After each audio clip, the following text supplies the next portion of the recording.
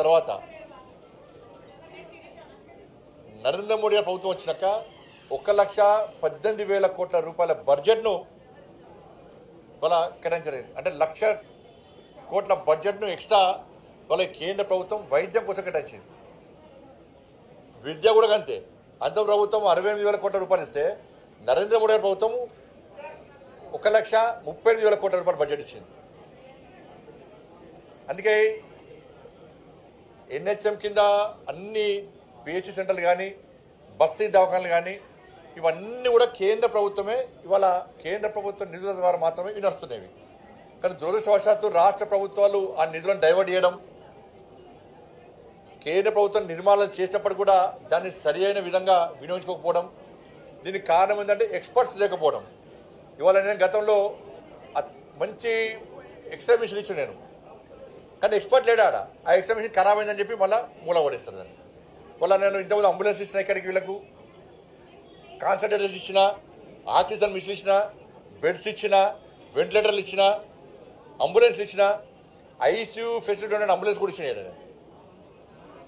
కానీ ఇటు కేంద్ర ప్రభుత్వం ఇస్తున్నది, ఇటు మేము ఇస్తున్నాం.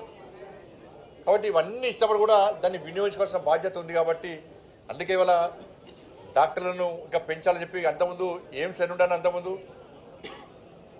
All India institute of medical science ఎన్ని ఉండే, దేశంలో 7 ఉండే కాంగ్రెస్ పార్టీ హయాంలో.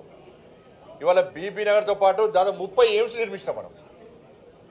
మెడికల్ కాలేజ్ 387 మెడికల్ కాలేజీలు ఉండే, వాళ్ళ 780 మెడికల్ కాలేజీలు అయినాయి. 51,000 మాత్రమే మెడికల్ సీట్స్ ఉండే, ఎంబీబీఎస్ సీట్లు.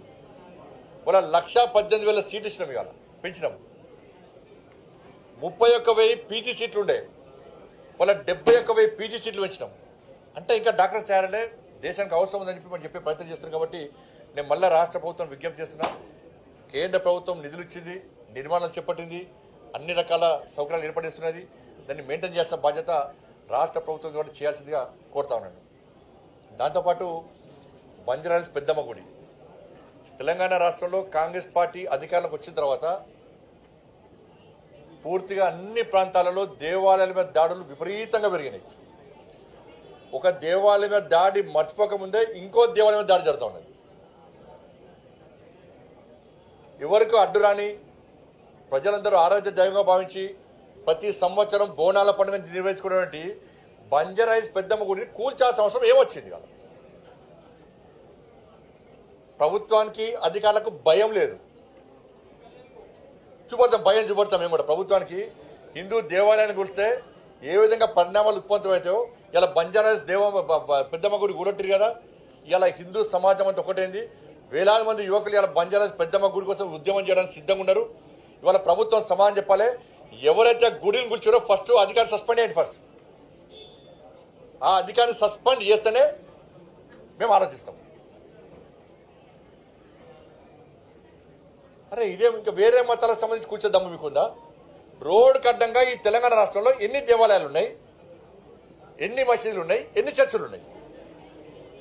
మేము ఇతర మతస్థులు కూర్చోమని అంటలేము. అరే హిందూ దేవాలయాలే ప్రాణం కోసం ఎందుకు కూర్చున్నారు? ఇవాళ ఓలికి బోనాల పండుగను పవిత్రంగా జరుపుకుంటున్నారు. భాగ్యనగరం తర్వాత పండుగ వాతావరణం ఉంది.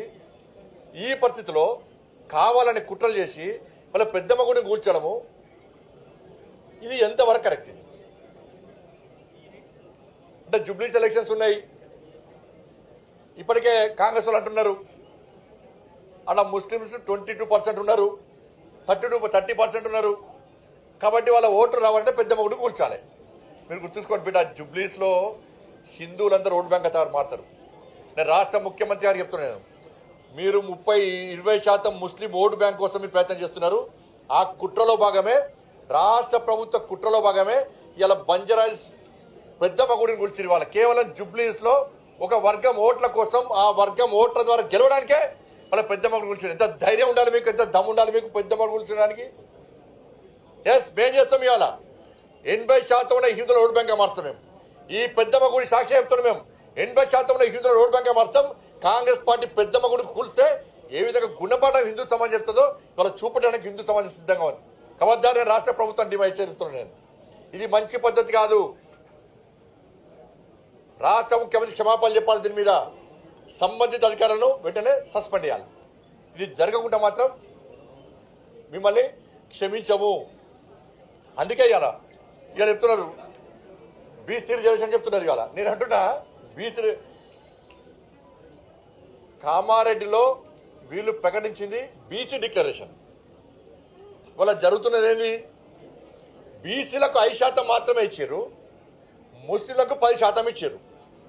బీసీలకు 5% ఇచ్చారు, అది కూడా 5% కాదన్న. అంతకుముందే 34% ఉండే స్థానిక ఎన్నికల్లో స్థానిక సంస్థల రిజర్వేషన్ 34% ఉంటే 32% చేసారు. ఇప్పుడు మళ్ళా ఇంకా 2% తగ్గించారు. సరే, వాళ్ళు చెప్పేదాని ప్రకారము బీసీలకు ఇచ్చింది 5%, ముస్లింలకు ఇచ్చింది 10%. దీన్ని ముస్లిం డిక్లరేషన్ అంటారా, బీసీ డిక్లరేషన్ అంటారా చెప్పండి నాకు. 5% బీసీలకు ఇచ్చి 10% ముస్లింలకు ఇస్తే దీన్ని పక్క ముస్లిం డిక్లరేషన్ అంటారు.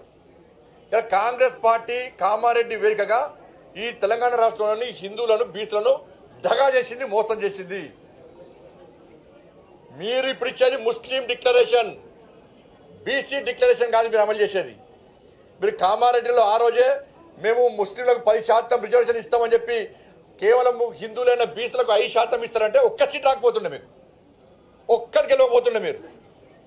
మీరు అమలు చేసేది ముస్లిం డిక్లరేషన్, బీసీల బూచి పేరుతో ముస్లింలకు న్యాయం చేస్తారు, ముస్లింలకు రిజర్వేషన్ ఇచ్చే ప్రయత్నం చేస్తారు, బీసీలకు అన్యాయం చేస్తారు.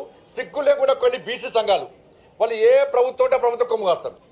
ఏ ప్రభుత్వం ఉంటే సిగ్గుండాలి వాళ్ళకి కొంచెం అన్న. బీసీలకు అన్యాయం చేస్తుంది. ఆలోచించండి, మీరు గుండె చేసుకొని దీన్ని ముస్లిం డిక్లరేషన్ అంటారా, దీన్ని బీసీ డిక్లరేషన్ అంటారా? ఇచ్చేది 5%, 20% వాళ్ళని ఉండనుండే, 10% పోతే 32%, 30% 20% ఉంది. ఇప్పుడు వచ్చేది 5%. 5% బీసీలకు ఇచ్చి దీన్ని బీసీ డిక్లరేషన్ అంటారా? మీరు మేము బీసీలో ఉద్ధరిస్తాం, మేము బీసీలో చేస్తాం అంటున్నారు. ఏం చేసింది? ఇలా 5% ఇచ్చి బిచ్చమేస్తున్నా మాకేమన్నా?